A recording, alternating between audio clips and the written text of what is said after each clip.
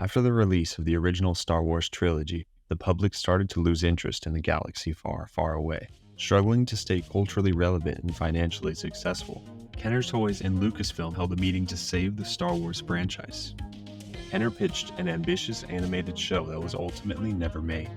All that remains of their plan is Kenner's concept book, featuring their unique ideas for the Clone Wars and what happened after the Empire was defeated. They called it The Epic Continues.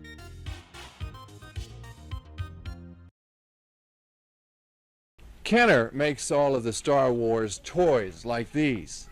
40 million units sold in 1978, no slack in 79, another 40 million units, and who knows what this year is going to bring. I got you now, Ben Kenobi. With R2-D2 and C-3PO. There's even Chewbacca and Han Solo. Imperial TIE Fighter and X-Wing Fighter from Star Wars Micro Collection line, each sold separately. 24 Star Wars action figures. It's Kenner's new Star Wars droid factory. It's enough to make your head spin, right, R2-D2?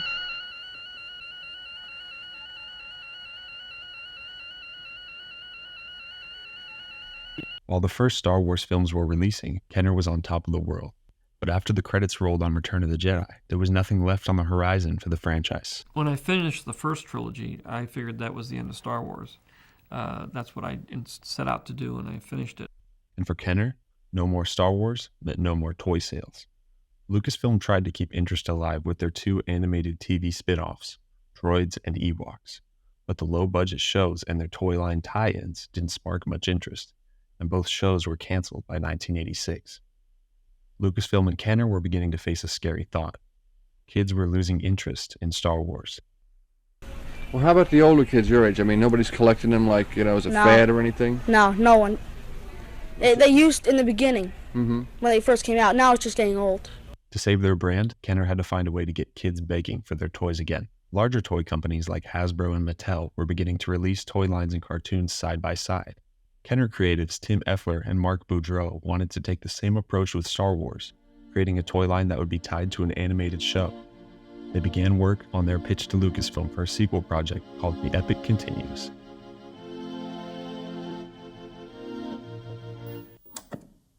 Product designer Tim Effler was in charge of creating the new characters and the story outline for the project meant to breathe new life into the Star Wars franchise and save Kenner toys from fading into obscurity. His first task was creating a new main villain of the franchise, who he named Atha Prime, genetics master and architect of the Clone Wars. Effler wrote Atha Prime's backstory in 1984, long before any sequels or prequel films were planned. The Clone Wars were mentioned in the original film. General Kenobi, years ago you served my father in the Clone Wars. You fought in the Clone Wars? And that was it. Kenner was headed into uncharted territory. The proposal includes the first ever design for the clone trooper, decades before they were finally seen on screen. According to this envisioned backstory, the Clone Wars were when Anakin, Obi-Wan, and the Jedi fought against the clones, defeating and exiling Atha Prime. Fast forward past the original Star Wars trilogy, and Atha Prime returns from exile, ready to start another clone war. The concept book describes his evil to-do list. His goal is to forever crush the Rebel Alliance and control the galaxy. His advanced army of combat clones has already decimated Rebel outposts along the galactic frontier. Mark Boudreau designed the original Millennium Falcon toy for Kenner, and he would finally have a chance to create his own vehicle designs with The Epic Continues. Boudreau tried to outdo previous Kenner products here, drawing up an original ship for Atha Prime to pilot called the Apex Invader, which would be able to dock onto the top of the villain's double-decker Star Destroyer. If you're keeping track, that's a triple-decker docking spaceship. The pitch book featured new designs for the original trilogy's heroes as well. Kenner's presentation for these characters didn't come with descriptions, leaving us to speculate on what's going on. Han Solo rocks a turtleneck and a puffy pirate shirt along with a medal or a necklace of some sort. Luke Skywalker is depicted wearing gold armor and wielding a red lightsaber. The red saber and other design choices may have been part of the story for the animated show, or maybe the creators simply wanted to give these old characters unfamiliar designs so kids would know something fresh was on the shelves of the toy store. No other heroes from the original trilogy are in the proposal, but there is a brand new character called the Mongo Beefhead Tribesman, who did come with a description. A nearly extinct friendly native group from the planet Tatooine, members of the Rebel Alliance. Luke, Han, and the Mongo Beefhead Tribesmen wouldn't just be battling Atha Prime and the clones, The concept book also has them fighting what's left of the Empire, led by none other than Grand Moff Tarkin, who somehow survived the events of the original film.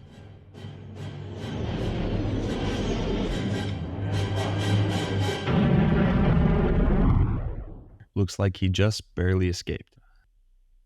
Kenner never made a Tarkin toy during the release of the original trilogy, despite bringing some more obscure characters to life.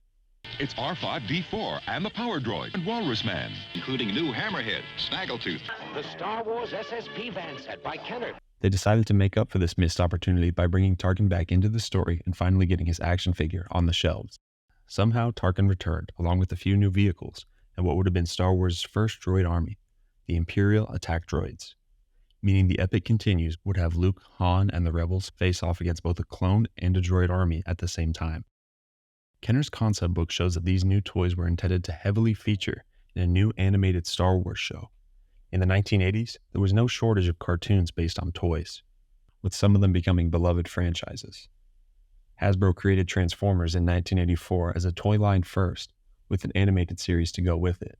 The approach proved extremely successful, spawning countless more toy lines and shows, and even a big-budget movie franchise. Kenner created The Epic Continues that same year, with essentially the same plan, but they never got the chance to bring their vision to life. Ultimately, The Epic Continues was not approved by Lucasfilm. Despite the incredible amount of products that bore the Star Wars name, Lucasfilm was known to be protective of their brand. In the world of merchandising, oh goodness gracious, people came to us with ideas all the time, every day, day and night, from all over the world for Star Wars merchandise. We were the ones in those days to say, no, sorry, that doesn't fit into our plan. Lucasfilm was the most successful movie studio in the world in the early 80s, and they weren't about to let two guys at a toy company continue their story for them. In the end, Kenner's worst fears came true. In 1986, they shut down their Star Wars toy line, and the ambitious story they created was scrapped.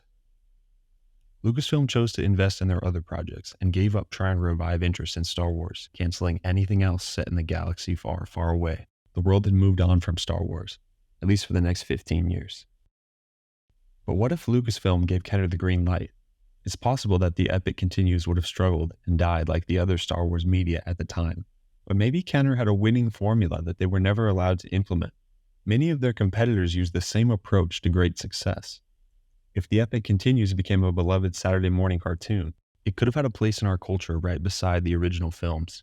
The kids who grew up with The Epic Continues would have expected to see their favorite characters appear in more Star Wars projects. We'll never know, but it's possible that if things went a little differently in that meeting room at Lucasfilm, we may have seen the characters and storylines dreamed up by two men in a desperate toy company become pillars of one of the biggest film franchises of all time.